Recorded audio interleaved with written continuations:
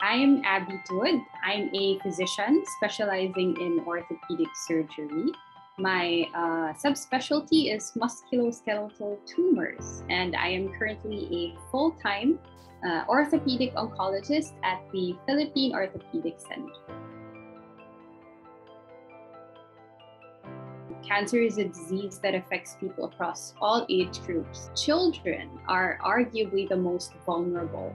The World Health Organization actually indicated in February of this year that over 4,400 children will be diagnosed with cancer in 2021. That's almost twice the number that was reported by DOH 20 years ago. So the numbers are increasing. It may not seem like much in the context of our population of 107 million people, but it really constitutes a very heavy burden, especially for the families of our patients, and also loss of potential productivity.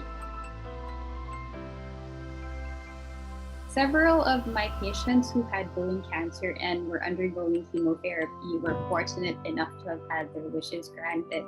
I remember one time this was before COVID, that we actually went to places in Makati just so we can surprise some of our wish kids. And so I don't think that I can really put into words just how significant an impact it made in their lives, but their families definitely can. And I can see from these children and my experiences with them how it really gave them, not just the patients, but also the families, genuine joy and hope outside of just, positive treatment outcomes or updates from the doctors. Because of their very complicated and often life-threatening conditions, we can sometimes forget that pediatric cancer patients are still children.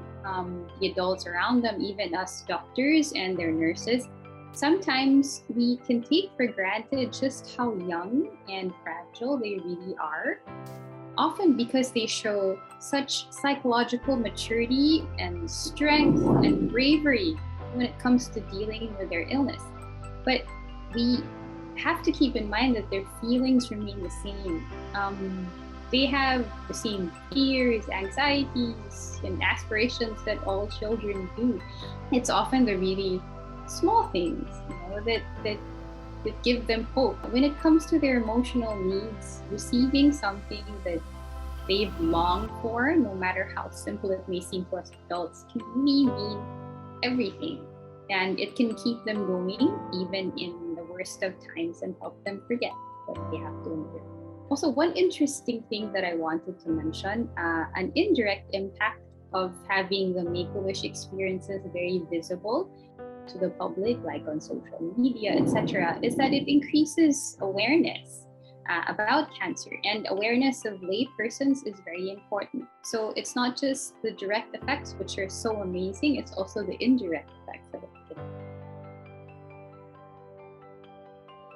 Patients with cancer, but especially young children, they're forced to give everything, physically, mentally, and emotionally, to fighting their disease. And when they're spent and they feel like they have nothing left, it really matters that we can give them something to hang on to. And happiness is something that adults often take for granted, but for children, it really doesn't take much for them to find reasons to be happy.